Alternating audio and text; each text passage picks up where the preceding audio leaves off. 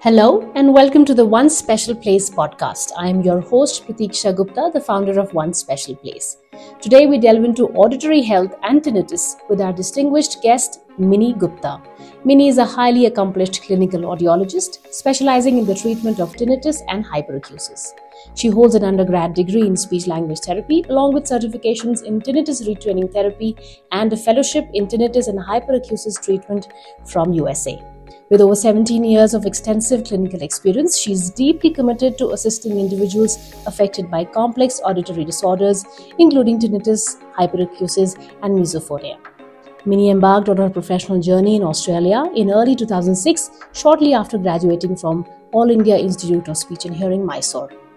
She is also the founder of Melbourne's Tinnitus Care Clinic, dedicated to unraveling the complexities of auditory health.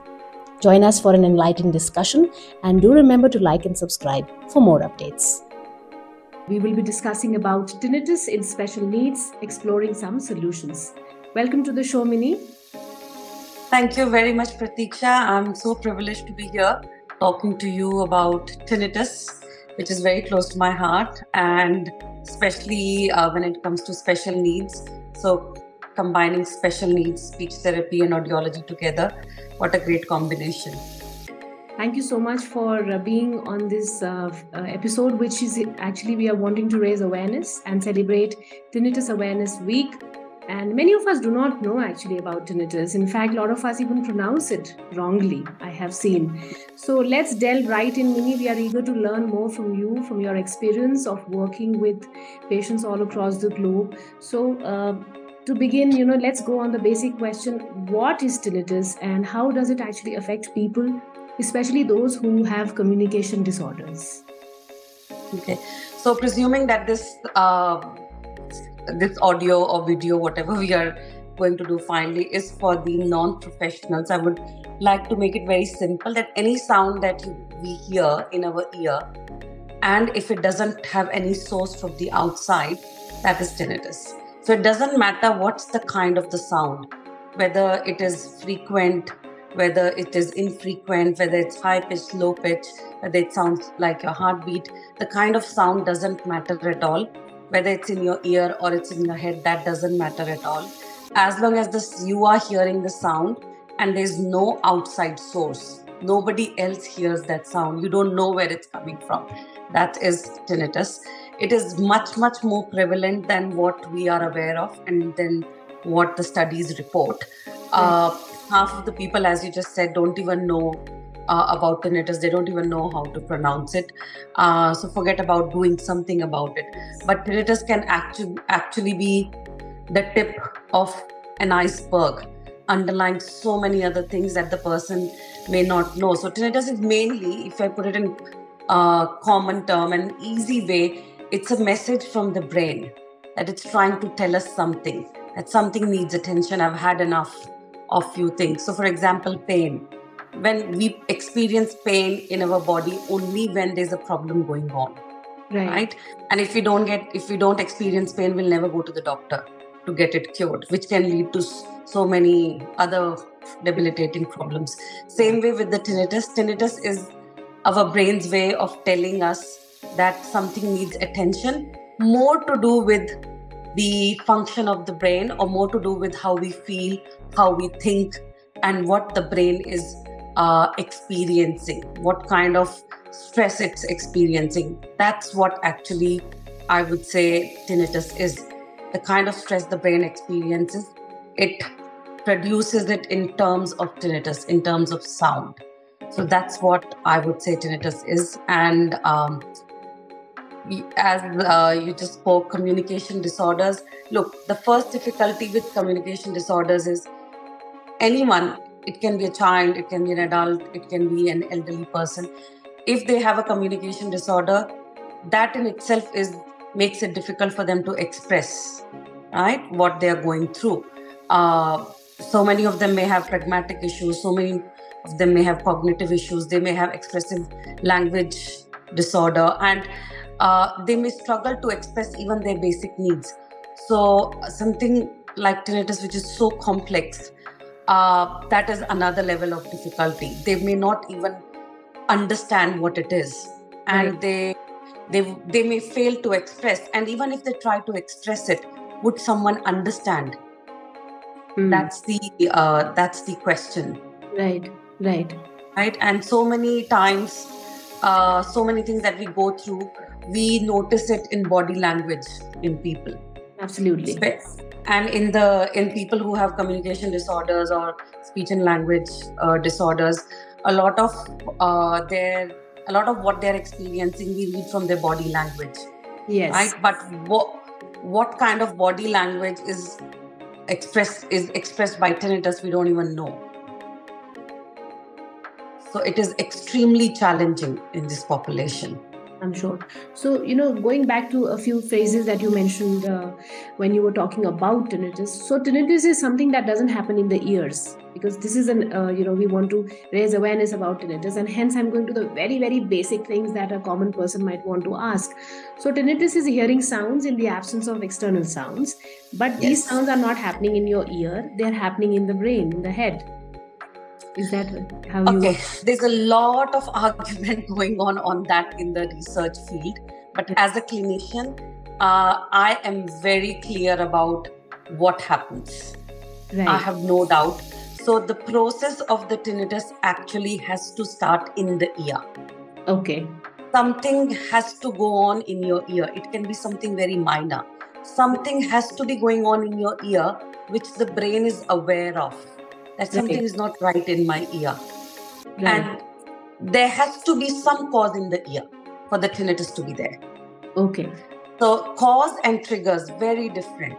Okay. So the cause most of the times is in the ear, but the trigger can be anything.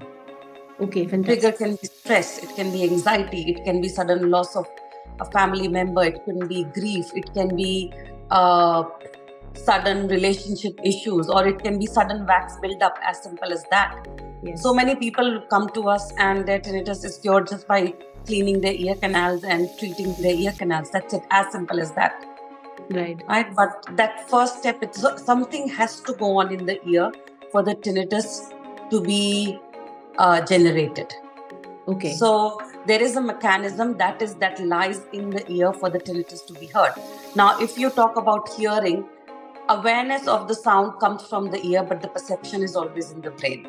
Yes. Right? So because tinnitus is about perception, so of course the brain is involved.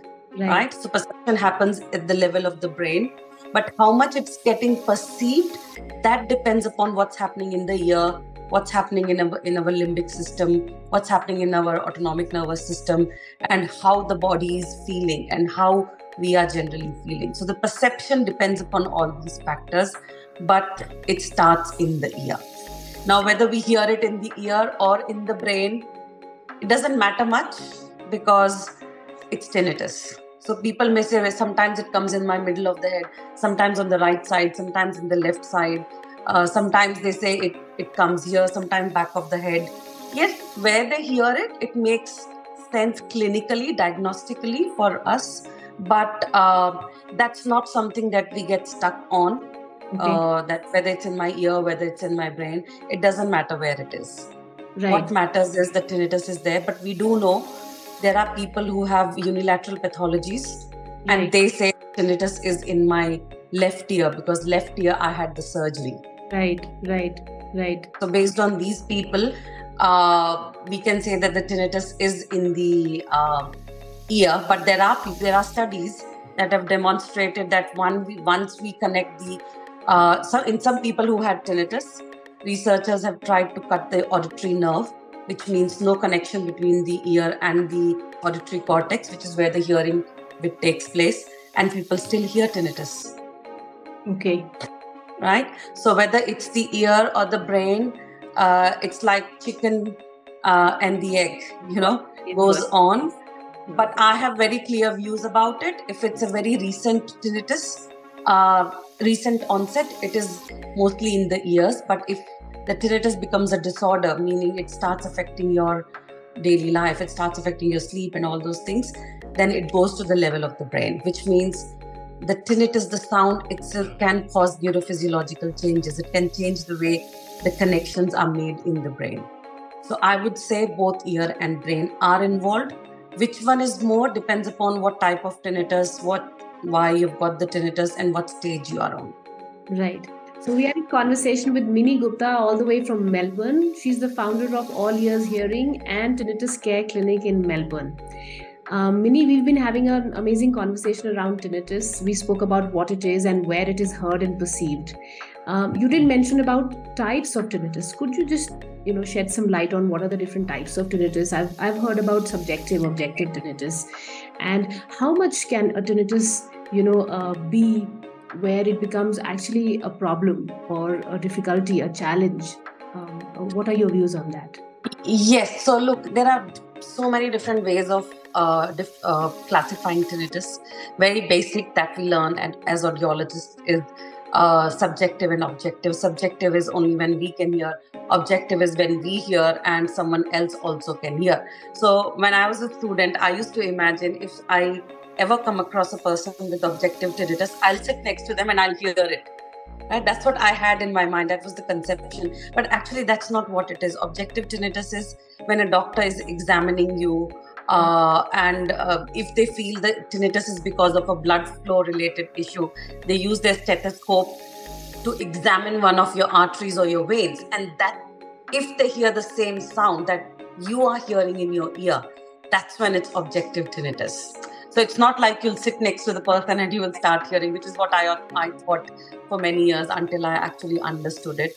So yes, subjective and objective tinnitus, but clinically I have not found much use of subjective, objective. No, doesn't help me at all.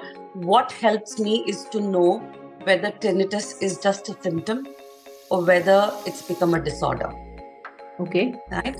So initially, tinnitus starts as a symptom, meaning the brain is trying to tell us, the body is trying to tell us something needs attention. Most of the times, it's trying to tell you that something in the ear needs attention. But if it goes unnoticed, if it goes on and on and on for years, as I previously mentioned, due to the neurophysiological changes and misconnections in the brain, miscommunication in the brain, it can cause, as we know, brain is plastic. It can change anytime. So the brain starts making connections that are not conducive for the brain function. Okay. Right? And that in turn starts putting our autonomic nervous system into fight and flight mode. So autonomic dysregulation, so sleep difficulties, anxiety, depression, suicidal thoughts, cognitive issues. When a person starts experiencing or even one of these things because of the tinnitus, that's when it becomes a disorder. And that's when it becomes problematic, as you were asking. So initially, in the first few months, usually people are okay with tinnitus. They manage well, they habituate. But if during that time, they go to the right professional who can explain them why it's happening, what is the reason behind it, then the chances are that a simple symptom like the noise in the ear will never become a disorder. Right. But for example, someone suddenly gets tinnitus, they can't sleep, and they go on the internet and read that tinnitus can't be cured, you have to live with it, or the doctor says, oh, come on, you have to learn to live with it. It becomes a disorder.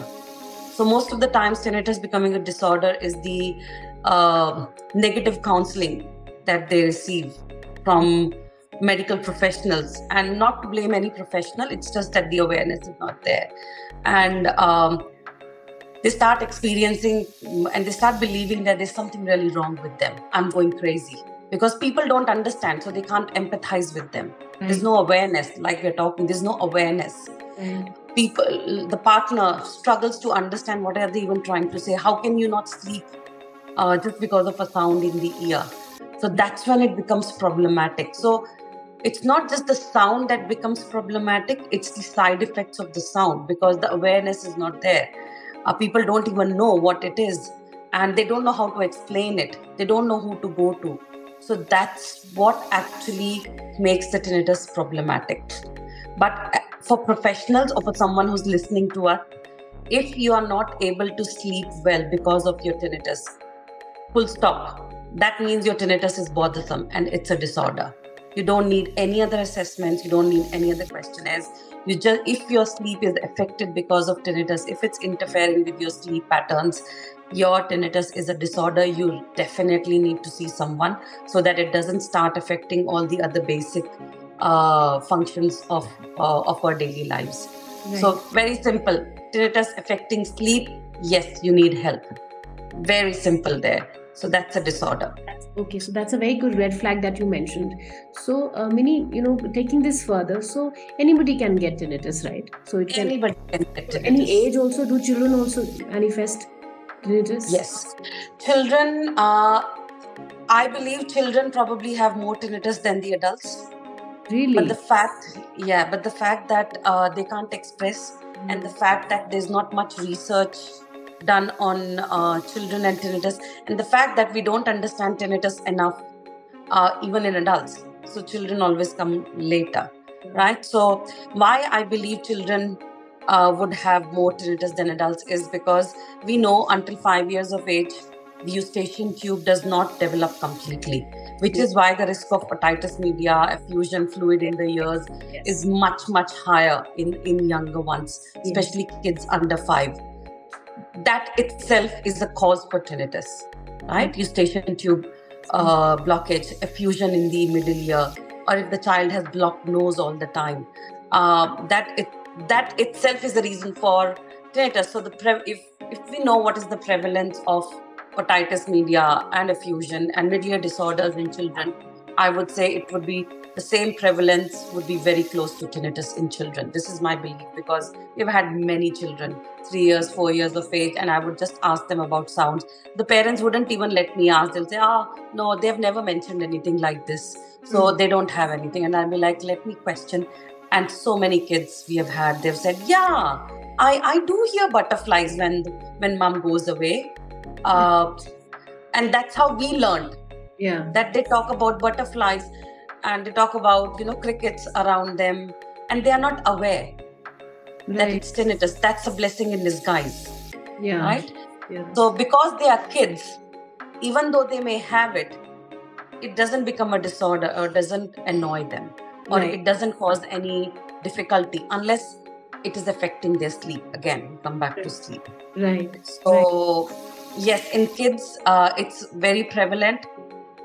Whenever a child says that I've got tinnitus, even if our test results show everything is coming normal audiologically, we do further investigations, we follow up, we make sure we are counseling the parents, we make sure that the child is followed up to check if that was any early sign of ear issue or something else going on in the musculoskeletal structure and all those things. Right. And it becomes even worse in communication disorders. Absolutely. Because as you just mentioned, they're not able to express themselves, and that's one more wicket down. It's so difficult. One more wicket down. And communication disorders, we know, adds a lot more challenges in life. Yes. There's a high prevalence of mental health issues, depression, anxiety, in people with disabilities, communication disorders, for obvious reasons. Yes. Because their daily life is so difficult, their quality of life is so low.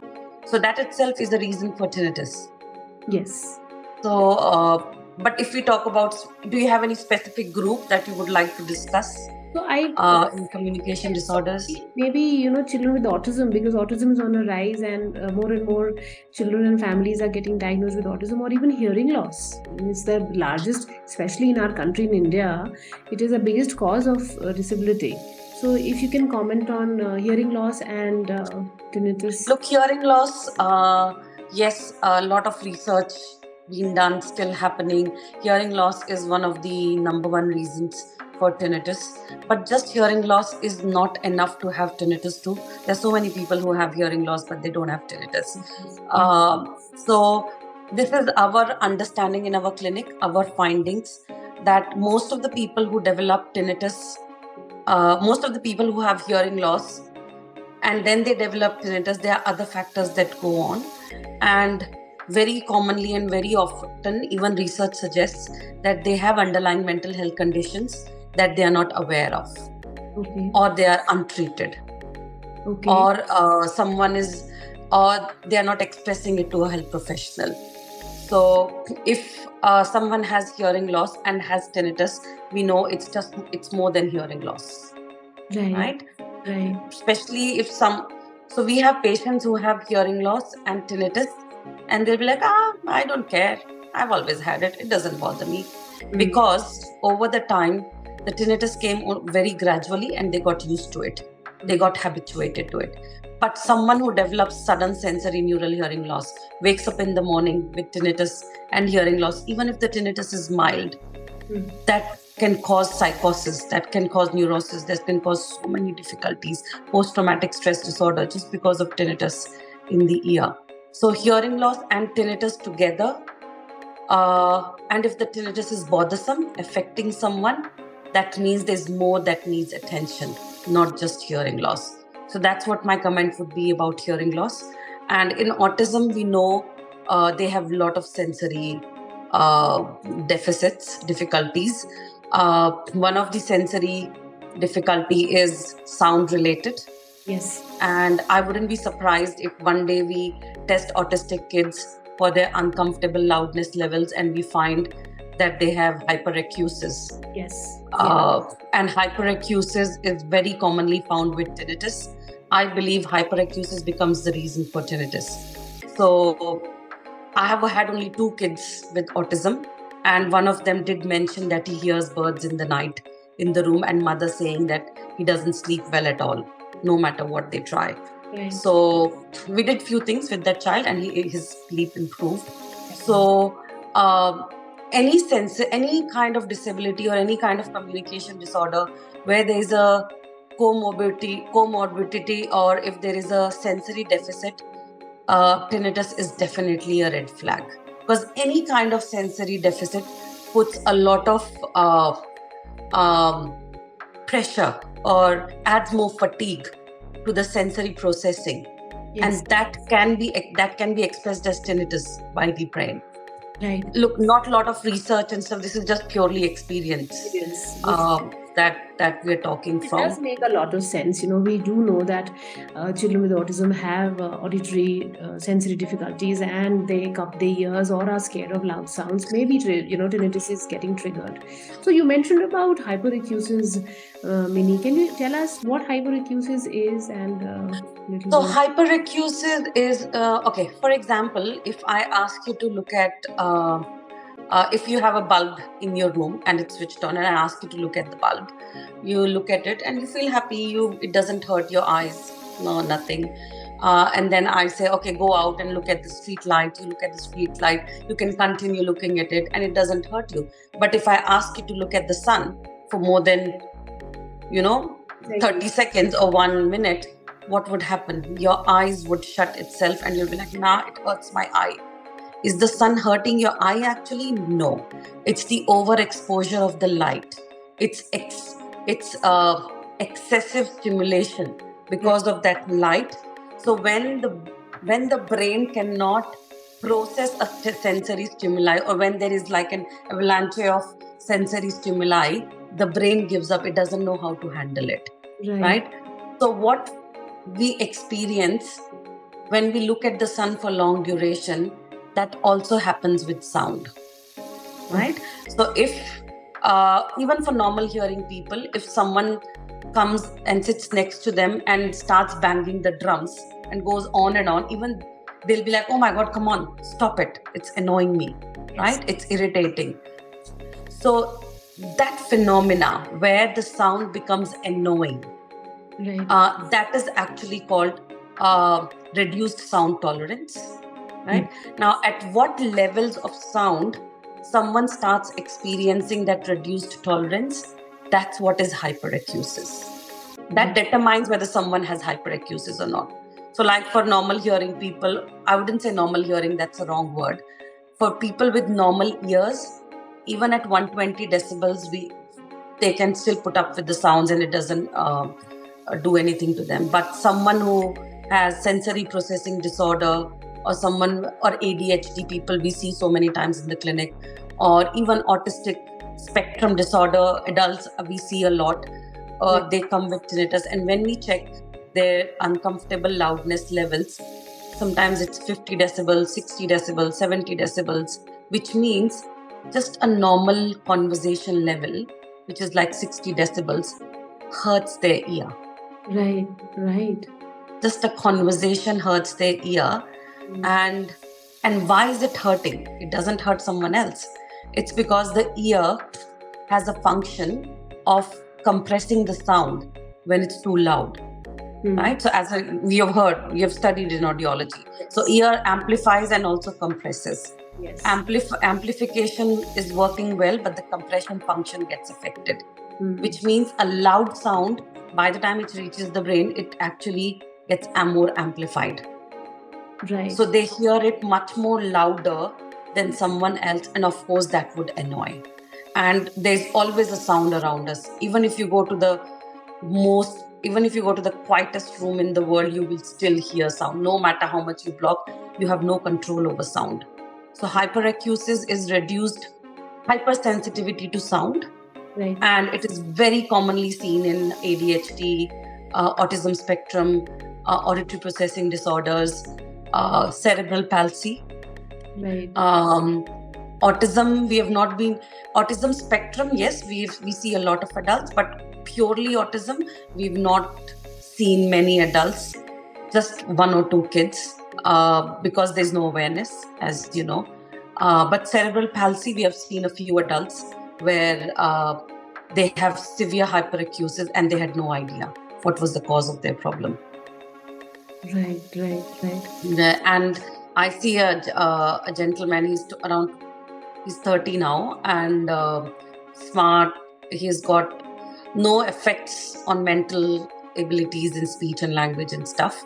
I think he has got the spastic hemiplegia, where the half the body is affected, and he doesn't understand why he has got social anxiety. Since year 8 or year 9, he doesn't like to mingle, he doesn't like to go out and all those things, and he started developing tinnitus 2 years ago. So he came to us and we found out that actually he started isolating himself when he was in about year 8 or year 9. And just recently, which is like 10 years later, he started developing the tinnitus. So that was very interesting and very enlightening for us, because that's where it was very emotional experience for us, because that was the first experience I had face to face where I could see the effect or the load that a person with disability has to experience and what it can do to their life. So he had cerebral palsy, he's aware of it. In year 8 or 9, we become very self-conscious. Yes.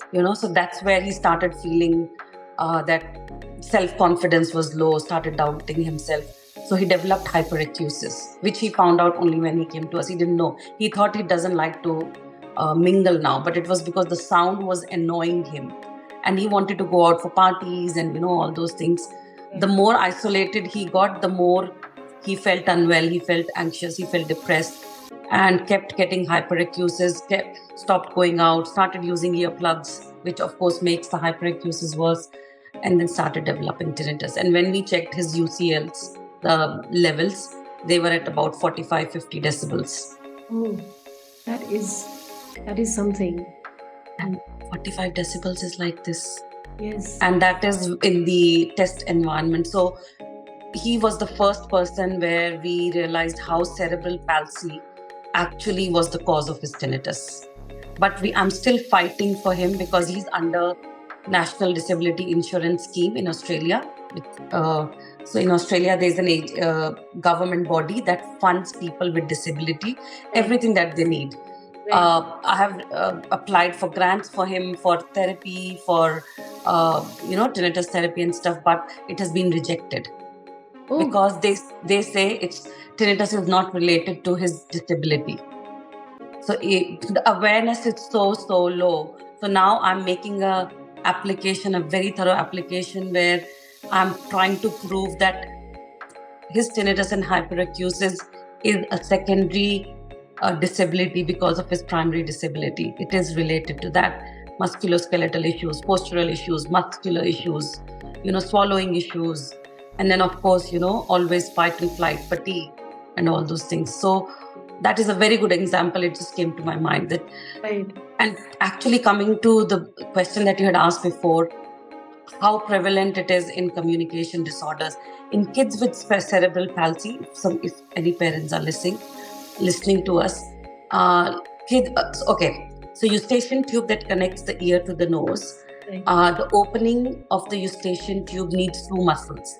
One is tensor palatini, which attaches our eustachian tube to the soft palate. Right. And there's another muscle, I think it's called peritubal muscle or something. And that along with the other muscle that I just spoke about, these two muscles have to work together for the eustachian tube to open. Right. And eustachian tube, if it doesn't open, we get pain in the ear, middle ear effusion, all sorts of issues. We know that.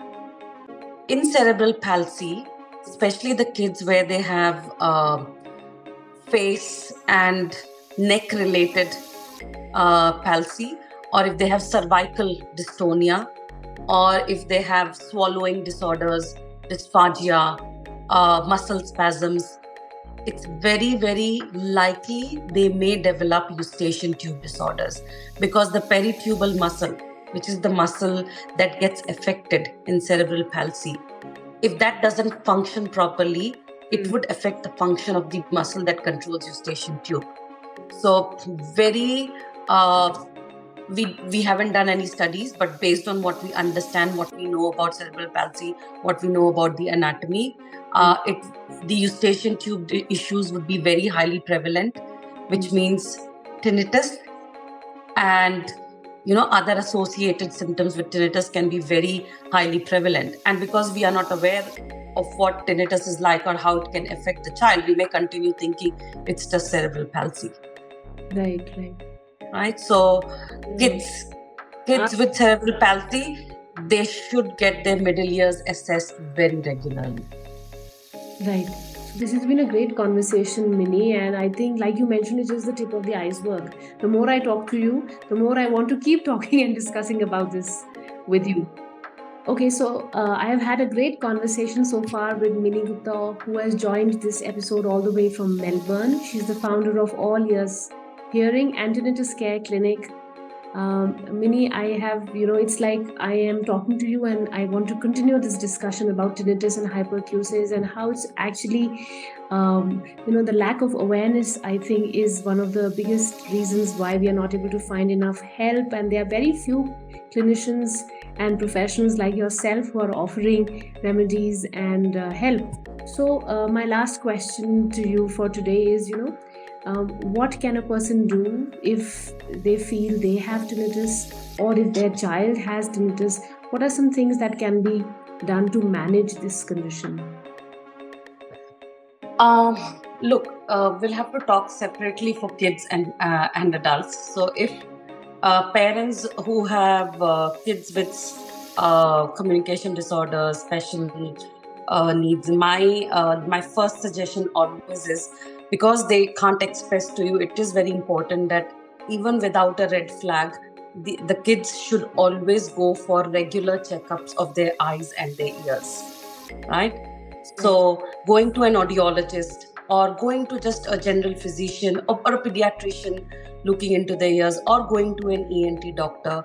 The few red flags that I always talk about, even in the clinic and to parents who come to us, is if your child snores in the night and snores regularly, loudly, that can be because of some adenoids blocking the airways. Right. And we know that adenoids issues cause eustachian tube issues.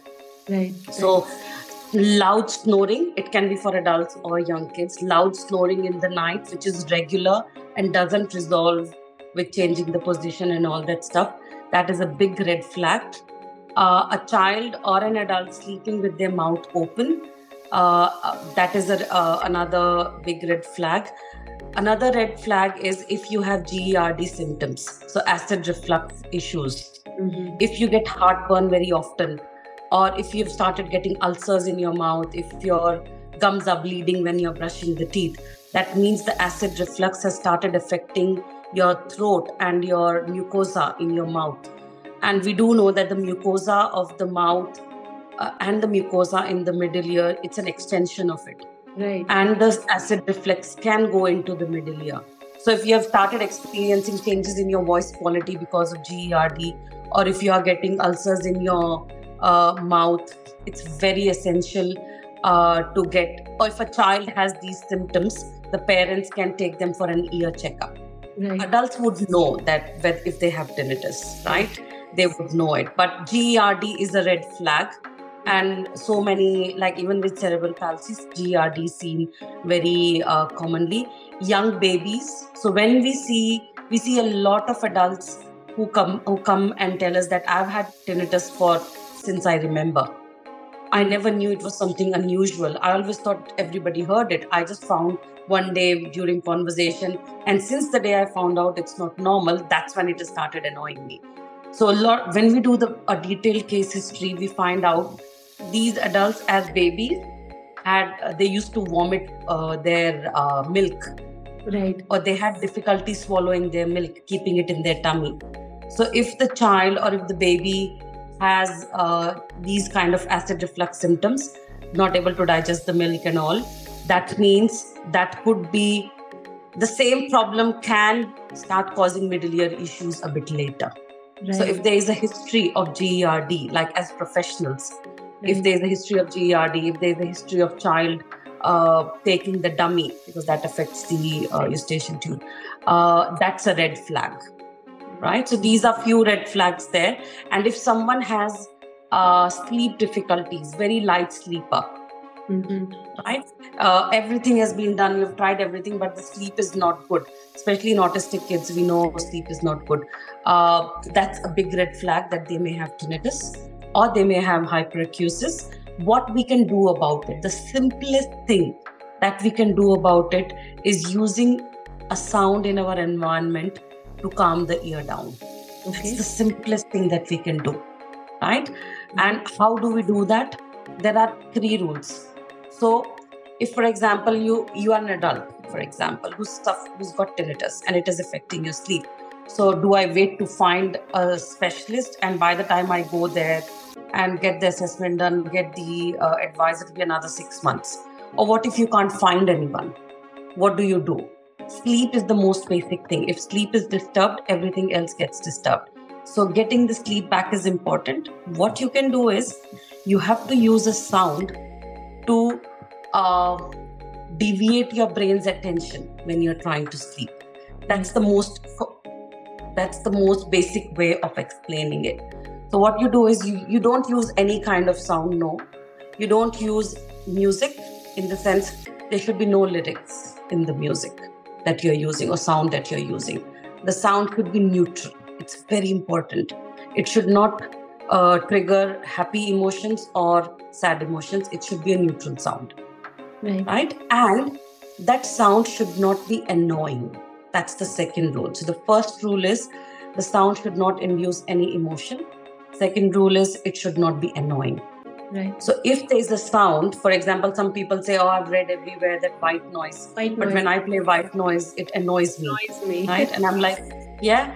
A lot of parents, they put white noise to put their little babies to sleep. Actually, white noise, if you go and read the new research articles, randomized control, white noise is now contraindicated. Because they've started seeing that kids who were sleeping with white noise and kids who were in ICU for long periods, they've started develop auditory processing difficulties. And apparently it could be because of the noise exposure. So if you have done it, it's fine. You don't have to feel bad about it. But instead of white noise, putting a nice relaxing music is better. Right. So first is, I would advise everyone not to use any kind of sound, any kind of noise. White noise, pink noise, this noise, that noise. Anything that says noise, never use it. Better would be to use, our classical morning ragas. I listen to them because I want to know what it does. And they're amazing to calm you down. There's a different raga for the evening, different raga for morning. So evening one is more sleep inducing, morning one is more refreshing. So using something which is using an evening rag, and they don't have lyrics. So that's the beauty of it. It has, that music induces relaxation activity in the brain. So sound itself is very therapeutic if you choose the right sound. So not annoying, the right kind of sound, and the volume is very important. Now, how do you know what is the right volume? So first thing is you should never mask your tinnitus. Okay. Anyone who's using never mask tinnitus. That's absolutely wrong. Short term it may help, but long term it will cause more problems. It will make your tinnitus worse. If you have done it, don't start worrying about it. But now you know, don't mask your tinnitus. So how do you know? So for example, you like to listen to a particular kind of rain sound in the night to sleep. It relaxes you. What you do is you turn the sound on and reach the level where you can just notice it, right? Go 3 to 4 steps above that. Right? So someone may have hearing loss, someone may have hypersensitivity. This works for everyone. So just first when you notice the sound, and then go 3 to 4 steps above it, and then listen to it for like 30 seconds or 40 seconds. It should sound soft and nice. It should not be loud. So it should be at a level where when you want, you can pay attention to it. When you want, you can take away your attention from it. So that's what the sound level is. And that can be done by anyone, anywhere, at any time. You don't need a specialist for it. It's the most basic tip that I can give, and I always talk about it. This is from tinnitus retraining therapy, by the way. Okay. Tinnitus retraining therapy, the model given by Dr. Pavel Jestubov and Dr. Margaret Jestubov, based on neurophysiology of the brain. So this tip that I've given is based on the neurophysiology of the brain and how it perceives sound and how we reach habituation. So sound is therapeutic if it's used in the right way, meaning the right volume, the right sound, and the right kind of elements in the sound. So I'm a big fan of our classical Hindustani ragas. They are just amazing. So rather than using white music, I would like all parents to start using the evening ragas at a very low level. Low level sounds are very soothing. Even if I sit here and start humming, we both will sleep. Right. It has that sort of effect. That's the effect it has. And we know from our speech perception classes that low frequency sounds are relaxation inducing, high frequency sounds are anxiety inducing. Right. So humming kind of sounds are the best ones. Never mask your tinnitus. Remember, use the sound which is neutral, not annoying, and at a level where it's just there in the background. That's it. So that's the most important tip. Second tip is, if you have tinnitus, the first person you go to is an audiologist to get an audiogram done. Right. Make sure your earwax, make sure there's no earwax and your ears are clear of wax, because that is the most common cause of tinnitus that I see. And if your tinnitus, if you've done everything and your tinnitus is still troublesome, go to Pratiksha, talk to her. She knows more about it. And if you still need more help, we are available at Tinnitus Care Clinic, teletherapy, teleaudiology. I see patients from all over the world. We work along with your local audiologist to treat your tinnitus wherever they are. But you may not need our services if the tinnitus is just mild. Just go to an audiologist. Check what your hearing is like. Check that there's no earwax. Check that there's no effusion. Look after your throat, acid reflux. And if someone says tinnitus can't be cured, don't believe them. That's the second best tip. Right? Because tinnitus can be cured. We cure it every day for so many people. Fantastic. I think I love the way you ended this, Mini. Thank you so much for all the wealth of information that you've shared with us in the past so many minutes. Always welcome. Deeply grateful, and lots of best wishes. I would like to tell our listeners that you can follow Mini on social media, and they have their own website. As I said, that she's practicing, and she's the founder of Tinnitus Care Clinic and All Ears Hearing in Melbourne. And if you have any questions, please do reach out to her or to us. We are always happy to help. Okay. Always. Thank you, Pratiksha. Thank you so much. We'll be back soon with the next episode to share some more insights on something else which would help you in your day-to-day life. Bye-bye. It's Pratiksha Gupta signing off. Have a great day.